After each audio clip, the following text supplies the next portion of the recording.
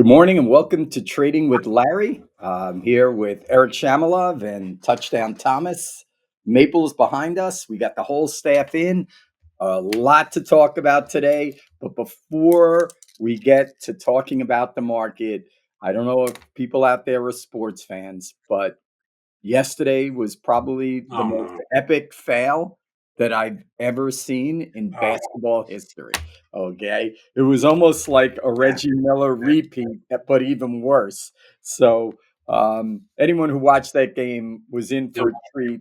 In full disclosure, I turned the game off with 2 minutes to go.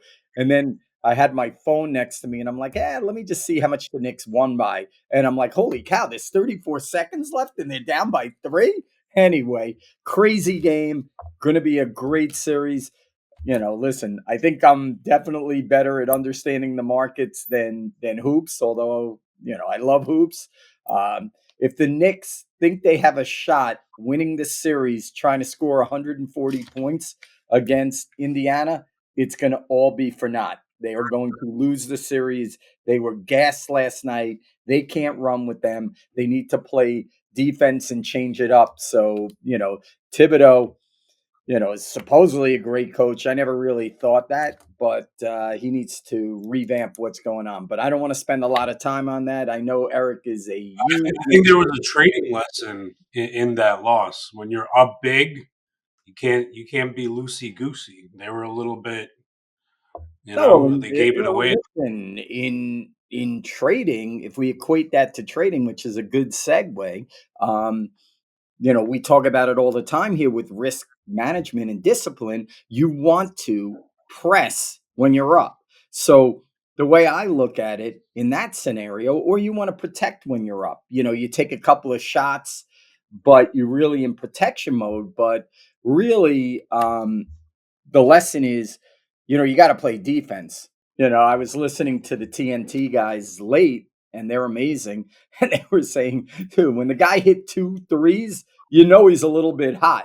On the third or fourth three, the guy's wide open. You got to guard him. But anyway, in trading, again, the lesson is you want to, play defense a bit, but, don't give up on your offense and press when you're up money. And, I wanted to thank one of our viewers wrote in yesterday and said to me, nice job, stick to your conviction of being bearish while, I'm getting, hate mail that I don't know what's going on. So, everything that I talked about has come to fruition. Okay. What did I tell people a week and a half ago? I told them to stick the bond next to the equity market. Put it on your page. It's the most important thing. One thing, a back lesson from trading, even back in the later 80s, early 90s. What I was always great at that time was figuring out what I call flavor of the month or flavor of the minute, figuring out what makes the market move. It's a lot harder in the years that we're in now with these algorithms because they throw fake clues at you, and then the trading is not as pure. But back in the 80s, 90s, and even 2000s, the trading was really pure. And really, what made you what you would be is finding what the market was queuing off of, which obviously you now know is the bond market. That's factual. Bonds imploded yesterday. Market went down 100. Finally, took out your level early day and then went down to the level where I thought we would lose control and go lower, which we have was the 58.80 level. Now you're going to see sellers in the market, but I want people to watch this today because this is going to be a really good clue for people. Keep an eye. And it's funny, I've always traded the 10-year note and the 30-year bond, but really the trade is happening in this 20-year. They had a blown auction yesterday, probably one of the worst auctions. What I want to tell people out there, which I think is important to watch right now, is bonds are in no man's land. They're literally, we looked yesterday, 2007 was a really long time ago, right? That was pre the financial crisis of 2008, 2009. Well, bond yields are back to where they were in 2007. We haven't been here in 18 years, okay? And these are the highest yields we've seen in over 20 years. And Europe is seeing the highest yields they've seen in longer, almost going back to the 80s. There's a debt issue here. There's a debt financing issue, but today, especially, I want people watching to keep that bond up. Like right now, when we got on the air, the S&P was down 30, which isn't a lot. It should have been down more, but it was up overnight. But we'll discuss, that as well. Location, so once the market goes up, there's a new location. So to get it from where it was to where it is now, even though it wasn't up a lot, is about location. So even though it's down 20, it's really down like 35, 40 from the overnight. Um, the bond yield on the 20-year got up to 515 and a half, which is just, it's scary to even say that number. But now it's back down to 513.7. So that's why the market is catching a bid. So keep an eye on this. You can even cue it into the 10-year. 10-year high yield today was 462. It's now 460, spot seven. It's not really spot seven, but it's 460, almost 461. So keep that on your screen. Great for day trading today. Great for, having positions, and being able to hold. And to me, even though I am not bullish, and I think we go much lower than this, much lower. I think we're going down another 5%. I'm getting like, I feel like I'm in the crowd. People are throwing stuff at me. It's really angering. I'm going to take the heat from everyone out there, okay? Because I'm sticking to my conviction, okay? I'm sticking to my conviction. My conviction will change if the market dynamics change, but the market dynamics are not changing. They're going to get worse. I think you could see a 5% 10-year, maybe a 5.5% 20 or 30-year. If that happens, we're 5,300. So we're going to have a 10% correction. Now, again, it's all reliant and dependent on those facts. So keep that on your screen. Very, very important. Um, Interesting day today, which maybe leads me to believe that, for a little what I call scoop de loop, you could maybe buy a little bit of futures here for a trade down $20 because things things that you think should operate in the opposite way are not. So the dollar is actually a little bit strong against the euro. We had a euro position. We sold it at 113 and a half. We had a really nice trade there. Um, gonna look to buy the euro again in here because I don't think this move is over, but the euro is slightly down, yen's not moving, and British is, slightly down.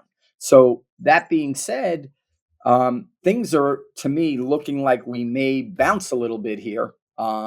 Again, keep an eye on those bonds and keep an eye on the currency, but even your favorite commodity, which you were peacocking, which I'll explain to people what that is.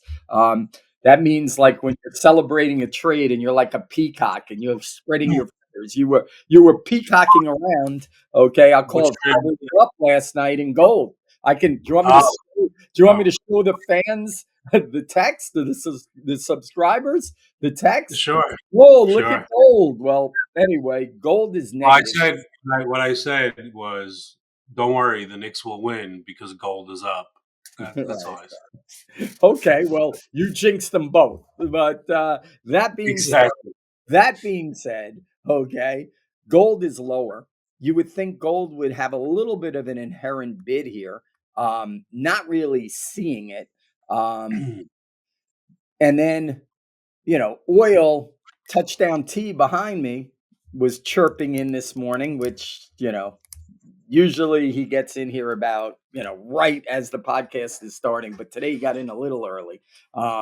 So he was in here chirping about oil going below 60 as it upticked a little bit.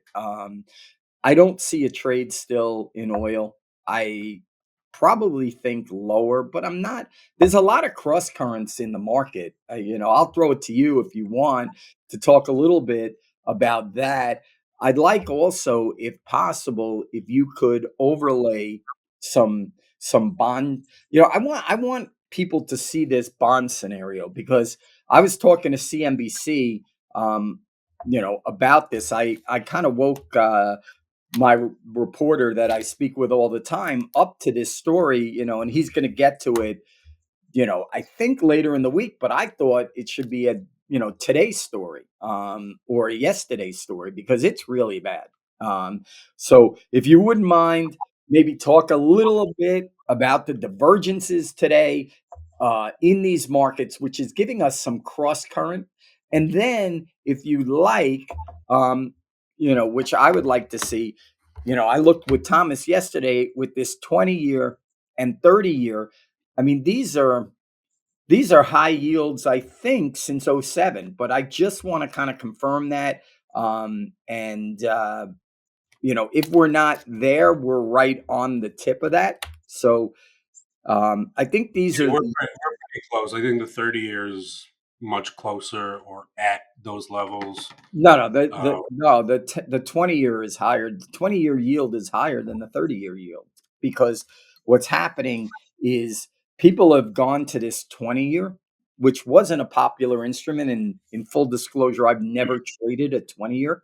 Um, I've probably traded I don't know. I'm gonna have to say millions of bond contracts in my career. Millions. Okay.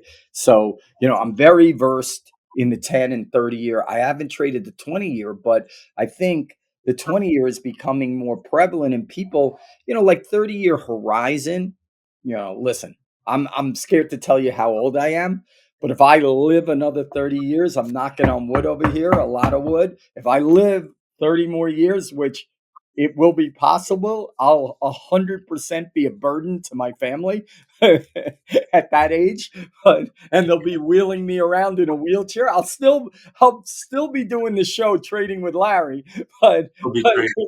it won't look the same. So people are really not as focused on the 30-year because a 20-year duration is a much better duration because even someone like my kids who are in their 30s,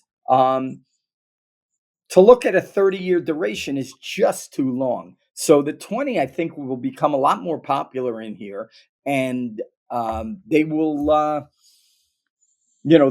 to that instrument more. And I think it's gaining in popularity, and maybe we could kind of I don't know how we get the cash volume touchdown T or futures volume, but it would be interesting to see, 10s versus 30s. And I'll back up. I know I'm talking a lot this morning. I had a couple of cups of tea, so a little more awake than yesterday, but where Thomas didn't feed me or help me get fed, and I came on with no water and no food. Today I got water, I got I got tea, I got it all. So I'm really set to go here. But it would be interesting to look at this. Again, markets are holding up really, really really, really well. So relative to what's going on, Thomas said they introduced the 20 in the '80s, discontinued it, and then reissued it in 2020. So we won't get a really good read on that. But on the 30s, it's interesting though because I pulled the chart yesterday. He may not be right. Maybe that's futures contracts because I'm looking at a continuous cash market on the 20-year that goes back a very long way. So again, I'm going to rely on him to figure this out.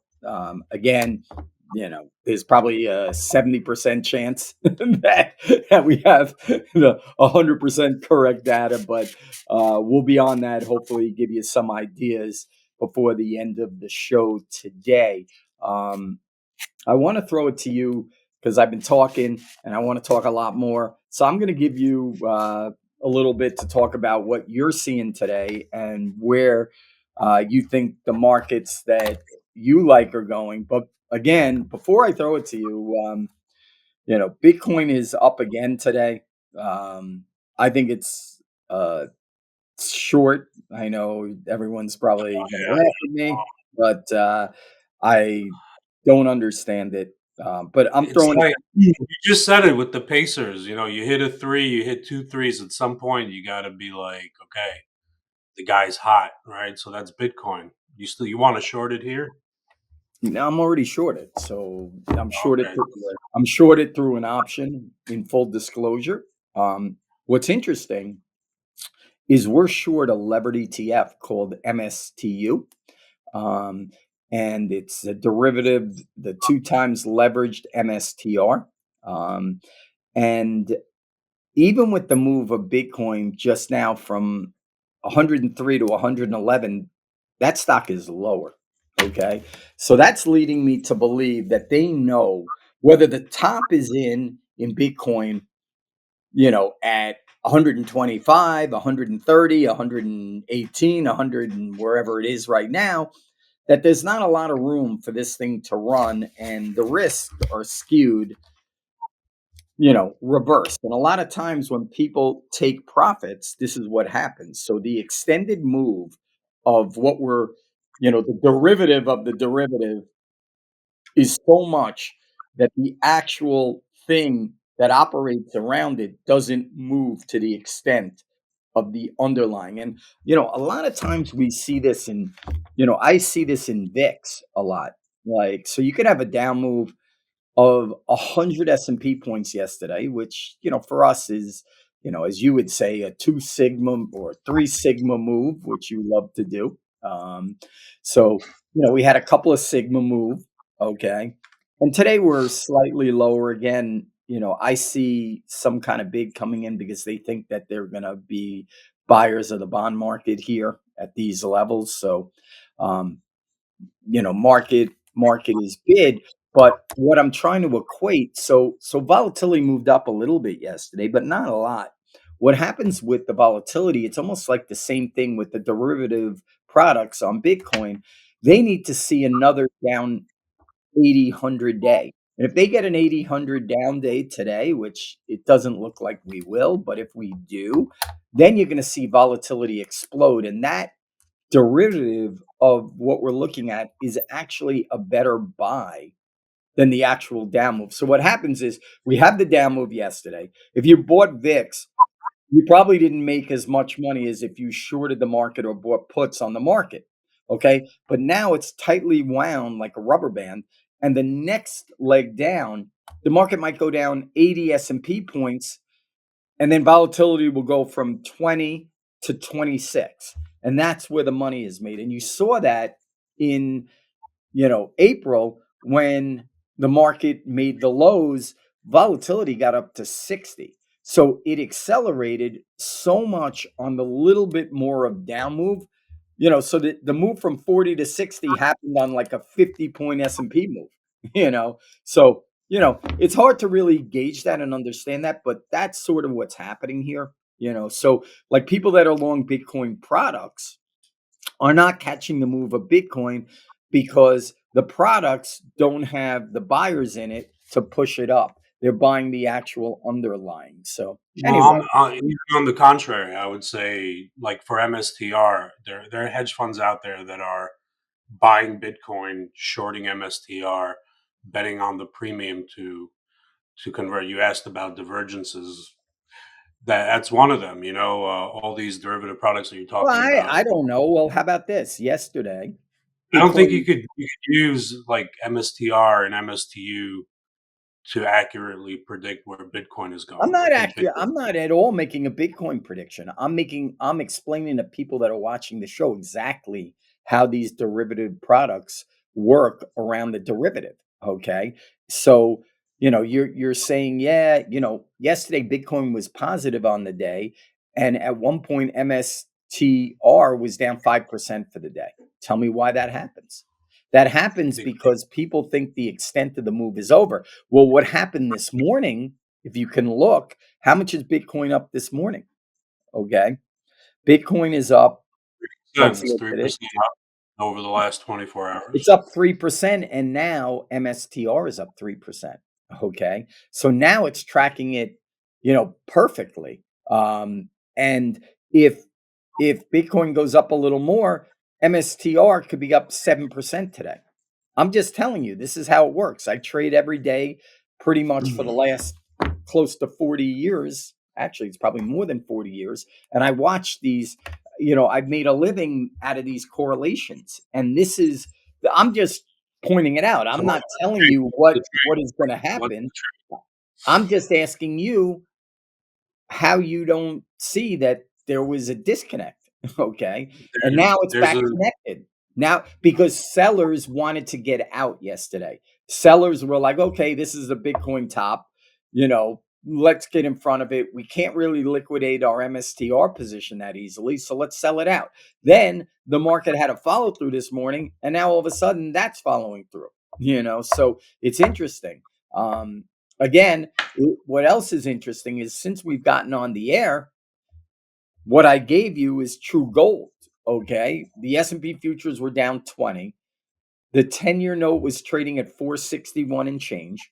Now the 10-year note's back down to to uh 459 and change, and the 10-year just came back to unchanged, and the S&P is going positive. So this trade is working. I'm queuing on this trade. It's worked yesterday and it's working today so far. So that's what we're going to queue on today. Again, in full disclosure, I think we're going lower. I think maybe today will be both sides of unchanged. Tomorrow's Friday into a holiday weekend. You'll come out with the stat 99 out of 100. Fridays before Memorial Day are positive. It's always positive on a holiday. So most likely, a little decay will come out of these options and the market should hold up. But again, keep Well, that which bond. one is it? Is this a sea? Well, which one is it? Is this a sea change in the market sentiment based on Yes, that bond purchase 100%. 100%. today? So why would they wait? Why would the market wait until after Memorial Day? Because you're going to be in your spring bikini in the Hamptons, diving into the water into the 50-degree waters. So that's why.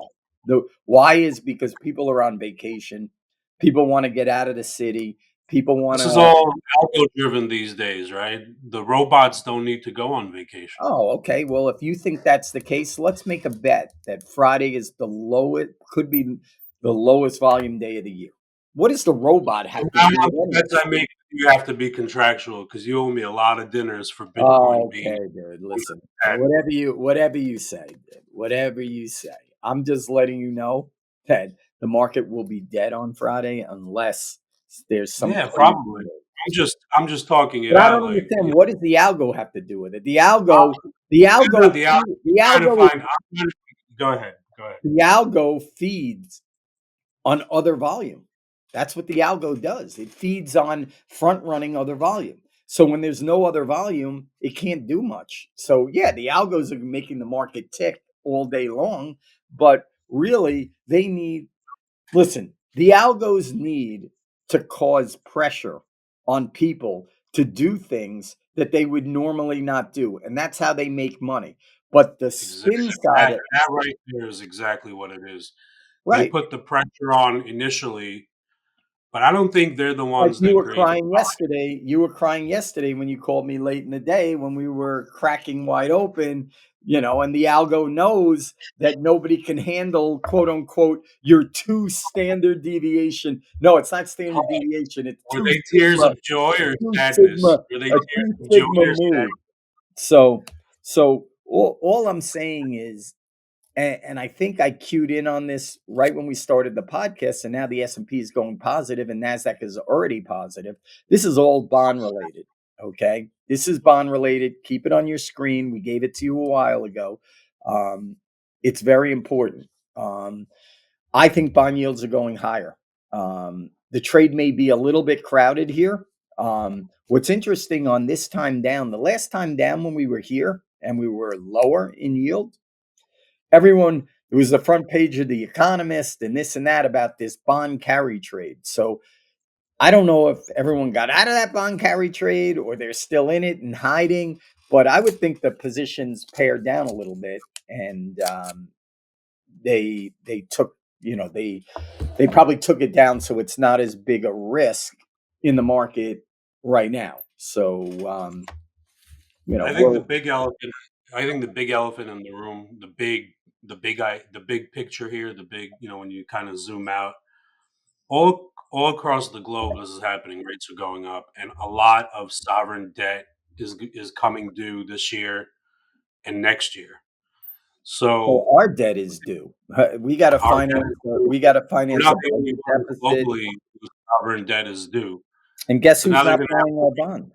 Guess who's not buying our bonds? China, right? We Exactly. get Exactly. so So it's there's going to funny. be a big incremental uptick in interest payment, right? The way I look at it, it's probably this year going to be around 100 billion. That's that's sizable. And then you look at that, and then you have tariffs, which now completely makes sense that Trump wants that tariff revenue to finance all this stuff. Oh, that just So how do brings you see me. this That playing brings out? me. Do you actually see this playing out where interest rates are just going to hit 5% on the 10-year, and then everybody's going to get excited and try to buy bonds at 5? Or could rates go actually much, much higher? I don't think they can go much, much higher, to be honest. I Okay. don't see that. I just think it's a controlled market as much as they can, unless we have a complete dislocation, which we may have. It's funny. I was thinking when I was driving in, you're Mr. Trade Deal, that Trump's doing trade deals all over, great deals. They're close to deals and whatever. And he paraded that guy from South Africa into the White House yesterday. You want to talk about embarrassing? They made the guy watch a movie. I mean, it's crazy. What the world is so angry. I'm just telling you, they're so angry. So the bottom line is we're the big kahuna, and everyone somehow wants to, be with us. But I think he's putting us in a position to lose that power because people are making deals all over the world without us. So I think that could be a problem. I listen here. Let's take a step away for a second. Okay, is the S&P up or down on the year? Don't look. S&P is up It or is flat. slightly down, 60 basis points for the year. Okay. Everybody's dealt with the crash in 2 weeks and dealt with an up move in 2.5 weeks. And net, the S&P is down 60 basis points. The Dow is down 1.6%, and NASDAQ is down 2%. Okay. That's not a positive market, especially with having volatility like this. This is an uncertain, crazy market. And I'm sticking, I got my friend called in, actually wrote in, and he said, stick to your conviction. Because the bottom line is when the market's going against you, and, it's like trying to hit a Yeah, free but you could throw be with wrong like 10% of the market. What do you mean stick to your if you have an opinion, like how do you trade a conviction? That's what I think what this do is you a mean? good That's thing to the talk easiest. about. As a That's the trader, you're convicted. Now Yeah, you that's go the into a art, trade. dude. That's what. Listen, holy cow! I think we've had a breakthrough after all these years. Now you're asking. I've told you. Listen, I will help you make money. You don't call. You don't care. Okay. Which you want to How do could it I on your care if own. Now you're you're like one of trying my to get kids. short Okay. 15% ago? I'm going to tell Okay, you good. how you do it. You want me to tell you? I'm going to tell you on this Sure. podcast how to do it. It's called money management. Okay. Doesn't matter what the market's doing, it's money management. You're never going to know if someone knew where the market was going, they wouldn't even need anything and they would be right all the time. And one of the best traders in the world told me all you have to do is be right at half the time or even less. Because if you have great money management skills, you'll be able to make money in that scenario. So now you ask And me a great Benedict was hold actually on. saying that You very asked me a recently. great question. How do you do it? Are you taking notes here? You better I want to see a pen and a Yeah, piece of yeah. I paper. have two pens. Okay. Well, I'll put here's one in a here's red how, here's how you make money in the market. Now, if you're trading individual stocks, I feel like it's a lot harder because you have the pure underlying thing, okay? The what I call not the derivative of what you're doing. So if you're trading stocks, I suggest you use tight stops. Every trade you enter, you have an exit point. If you don't, you're going to blow up. And, a lot of times I've stopped myself out at the dead low. This year, I was having an unbelievable year in my currency trading product, which is Currency Wizard, OFX. Great year. Okay. But I got stopped out into that nonsense when the market made the low, and now we're clawing back out. But the bottom line is we got out on the lows, but you have to use stops. So in equities, if you're trading, and this goes for futures too, which is a more sophisticated product for people out there, and higher octane, a lot of risk. You're trading either an underlying commodity or an underlying broad-based index. You got to use stops. You got to use hard stops. You got to put them on when you have the position. But here's the beauty of really what we do at the Opportunistic Trader for the most part, and most of our products are this: we trade options. So, you know what's so funny? The market was going against us for a week and a half. We're getting shelled, blah, blah, blah. But you know what? I wish this market opened down, but, we gave you the clue. So people with futures accounts like you probably could have made a lot of money this morning before the market opened, as the market just shifted from down 25 to green, and NASDAQ rallied 150 points. And it's all bond related. Now the 10-year is up 3 ticks. Yields are lower on the day. So, this market is following that tick for tick. So make sure you keep that on your screen. But I hear really, you. You really, were making a very interesting point about money management. right. So here's what I'm gonna get back to. Okay. So we trade options and we're getting hit, right? In literally one day, and if we had followed through today, we would be up on these positions because we know it's almost like having a stop. If we buy an option at 3, okay, and that's $300 per one contract that we trade, okay, we can only lose $300. So listen, we don't want to lose anything, but we know we have defined risk, and that risk is well inside the parameter of how we money manage. Okay. So it gives us the ability to stay in positions a little bit longer. Okay. And capture moves. So it's funny, like we feel like we've been getting crushed, right? We are down less than a dollar. I mean, it's 30%, but it's less than a dollar. So on a monetary level, you're only down 100 on 300, which, is more than we would want, but your defined risk. So it's very, very important for people out there that are trading is to, on equities, I like to use stops directly. Options, I don't use stops because we know what we're paying. And futures are for the very advanced traders, and they probably have a very good idea of what they're doing. If they don't, they're in an arena where they can get their head blown off. But I would use stops in all of those scenarios. So that's really, trading, a quick overview.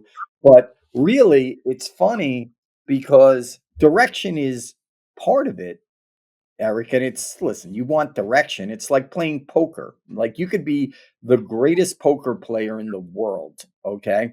You have more knowledge than me. You're smarter than me. You know the game better than me. But you know what? If I get cards, you're not beating me. Okay. You're not beating me if I get crazy cards. So the market's like the cards. Okay. The cards are always dealt, but your underlying advantage is that Well, you, I you think the example you're trying to I think the example you're trying to say is even if you get bad cards, you know how to win. That's what you're trying to No, say. I do not. You can't win with bad Oh, cards. okay. How are All you right. going to win with bad I cards? know poker players that they You're get not. bad You're not cards. going to win with bad cards. Not Well, I think the over. example here is if you're wrong about the market, how do you money manage that? That's the same thing as No, it's getting bad not. cards. It's really not what So I'm how do trying to. you That's not what I'm trying to say. Okay. What I'm trying to say is the market is the cards. Okay. Sometimes the cards are dealt well to you. Sometimes they're not. Okay. But you need to be good at money management. So, like, if you watch a professional poker player, you know, he'll fold 10 hands in a row. Okay. He's playing the odds. So my odds as a money manager, hedge fund manager, trader, and market newsletter guy, my odds are that I have 40 years experience. I've developed plans around the market on a money management level that work tremendously, and I know over time I'm going to outlast the bad cards. And then all of a sudden you get a period of time like we had in literally February, March, and April, where we went on runs that were unbelievable. So really, it's managing the discipline when you're not getting the cards or not, I'm equating it to poker, but really I'm going to say it's like not reading the tape. If I can't read the tape well, which you've been with me a long time, you probably think it happens all the time. So I'm left standing, even though I'm not reading the cards a lot of the times. But it's understanding how to take a loss. Like, the one thing, I've managed hundreds of traders, actually that probably thousands of traders in my career. Definitely over 1,000 probably. Um, I would say the biggest problem with traders or people that I have managed is learning how to take a loss, learning finality. It's the hardest thing to do. Um, you know, I think it's very important. Like, I don't love any stock or any commodity that I trade. Okay. I've heard so many people say to me, I love gold. That's you. I love gold. I love gold. I don't love I said anything. I would. Yeah, you've This is said the you perfect. love gold. You've actually Alright. said Okay, it. okay. But I would say I don't love anything. In trading, as another great trader who I traded next to for years would say to me, we're renting this. So we rent trades. We don't fall in love with them. One thing that we don't ever do is look back. Okay. And that's a big problem with traders out there looking back. And I don't want to throw you under the bus because I want to try to be nice to you after that Nick Yes, you do. Clark. Go ahead. Talk about Netflix. Go ahead. Dude, you talk about trades like weeks and Go months ahead. after you're out of them. Like Well, come like on, like you somehow never had an yesterday, axe to time grind. out, time out. Like you don't have an axe to grind with Bitcoin and gold and the stock market. So No, no. we all say I, it. We all say it that but don't look back. It's easier said than done. what are you talking about? I don't look back. We all have axes to No, grind with the I'm in market. those positions. Why do you say I'm looking back? I'm in those positions. So I'm looking at it. As soon as I get out of Bitcoin, I may buy it at 140,000. I'm just looking for the trade. Okay. All I'm saying is it's important for people out there not to look back. I know I'm picking on you a little, but I'm really saying it more for people out there that are trading. You can't look back. Okay. I'm going to tell you a quick one. Okay. It's a Thursday afternoon, 2009. Okay. I'm sitting at my desk. If people know me, I have pistachio nuts all over my desk, spread out, popcorn on the floor, whatever. This is back when we used to use the phone to trade. I get a call from Goldman Sachs. Hey, it's Joe from Goldman. We're putting up 500 million shares of Citibank. Okay. You want any? I'm like, yeah. What's the price? $2. I'm like, okay, I'll buy 50 million. I think I ended up buying total during that move of 50 million shares at two. Okay. As you know, Citi is, I haven't looked at it in a while, but I'm sure it's over 50. Okay. I can't look back at that trade. That trade's $1 billion trade. Okay. But you know what? I made probably $30 million in less than 2 hours. That's a great trade. So the point is you can't look back. You could talk about it, later on in the future as a story, but for traders, you want no memory. You're in and out of trades. I may hate Bitcoin here and love it when it's higher. may sell bonds here. Like you just got to be open minded as a trader to the market environment. But really, it gets back to risk management, and that's the most important thing. And I wanted to just say that as we talked about it relating to poker, and I used to play a lot of cards back in the day. I don't play that much anymore, but it's kind of the same game in a way.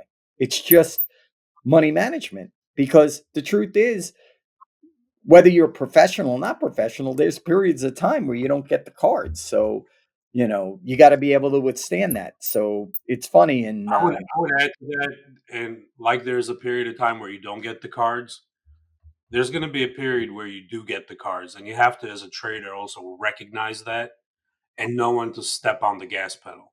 well, that's money management. That's exactly what we're talking about. We're talking about, like, at the opportunistic trader, what we like to do, what we advise our people that are subscribers and people that are reading our newsletters, etc., is you trade smaller than you want to be to get going. Then when you have P&L or profits, you then utilize your profits to take the account to the next level. So it's funny. I don't even know why I came up with this saying. I know I'm talking a lot and telling a lot of different insight type stories, but we used to sit in the office. We ran $1 billion, and it was me and three guys. That was it. Okay, and we had $1 billion under management, and my CEO would come in to my office on January 2nd, 3rd, whatever the first day of the year is, and he had this crinkled up white piece of paper, and he would put this white piece of paper in front of me, and it was crinkled up, and I opened it up, and it would show the number that I had to make a year. Okay, and that number was eight, nine figures. Okay. It's a big number. Okay. And I would like yell at him and I'd be like, you make that number. But the bottom line is it's just a number on a paper, and you're able to do that if you money manage. And we used to say we used to call it building a snowman. So we would build the snowman from nothing. So basically, we put the belly on the snowman, in January, February. And then all of a sudden, that snowman was real. And we were up so much money, we were unbeatable. So that's where I want to get all my subscribers to, people that are watching, to understand how to money manage. And really, that's as important as what the market's doing on a daily basis. So I know I sort of sidetracked us today. I hope it gave people some insight into, what we do, how I do it, and how I hopefully will be able to help everyone out there do it. But again, we want to we want to do it sort of the way we did it when I traded prop at Spear Leads, or when I had my hedge fund, where I had different things that were making the market move on a short-term basis. What we do is very, very different than what a lot of people do out there, and a lot of, especially, market newsletters. And a lot of the reason why I got into, what I would consider helping and advising the retail public is, before I did this, you had to have a massive net worth to get into my hedge fund and get access to me. Now I want to give it sort of to everybody out there. Doesn't matter, what skill level, to teach them, how to manage money better. And listen, you read a lot about this, the big idea and whatever. I mean, to me, I want to have small ideas every single day. I want to grind P&L every single day. That's one of the funniest things you ever told me about that big idea. I'm like, Larry, you need a big idea for the newsletter business. And you're like, what are you talking about? I have a big idea every day. I give him like three, four trades that win. I thought Right. that was funny. And Yeah. yeah, Well, no, listen, the big idea may work, but guess what? It may not work. And the big I idea think for people are you, drawn to this big idea because they could kind of discuss it at the water cooler at a cocktail party and kind of sound smart. But actually implementing the big idea with daily P&L and making money off the big idea is two different things. I think that's where traders with your kind of expertise kind of come in and bridge the gap with Well, the I retail. think the misnomer, okay, and it's funny because I'm seeing a lot of market newsletter guys now putting up trading products. The misnomer, okay, is that, trading doesn't work, and the beauty of trading, it's good and bad. It's so quantifiable. It's so quantifiable. So, every month I put out, my P&L, the trades that we did, how we did, with the big idea. You know what happens? Somehow everybody in the market newsletter space bought Nvidia at a dollar. Everyone. I don't know how it's possible. Wait, and they held it for 15 years and never sold it. I mean, doesn't it get a little scary that every guy can do that? I mean, Yeah, listen, I'm, I am I'm sure I'm jealous. I see all these guys buying Nvidia at like $10. I'm like, wow. $10. They're saying it after the fact. They made 2,843%. They didn't even have a market newsletter at that time. You look back and the person's in the business for 4 years. So listen, we're tried and true. We're real. We're coming to you with ideas that are actionable on a daily basis. Okay, daily Jose. basis. We're giving you trades today. So if it doesn't work out, you can throw darts at me from the stands, whatever. It's not like, oh, give it more time, blah, blah, blah. And so many of these ideas blow up, and they're this is a very defined strategy. We've done this for 40 years. We stick to our discipline, and we're going to be here.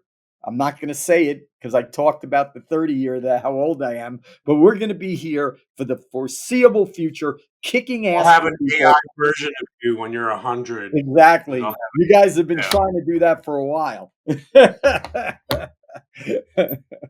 But anyway, listen, we're running I late. know you play well at this point.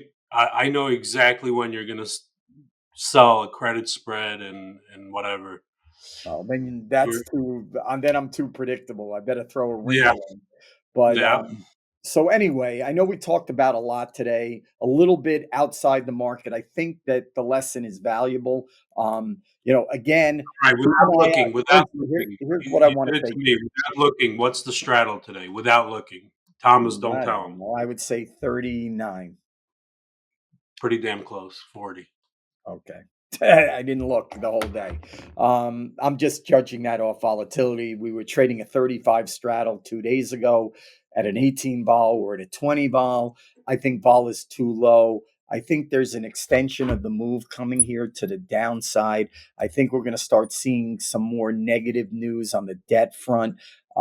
Again, I just want to wrap up. We've been chatting a lot about trading and other things, but again, markets slightly lower, Nasdaq higher.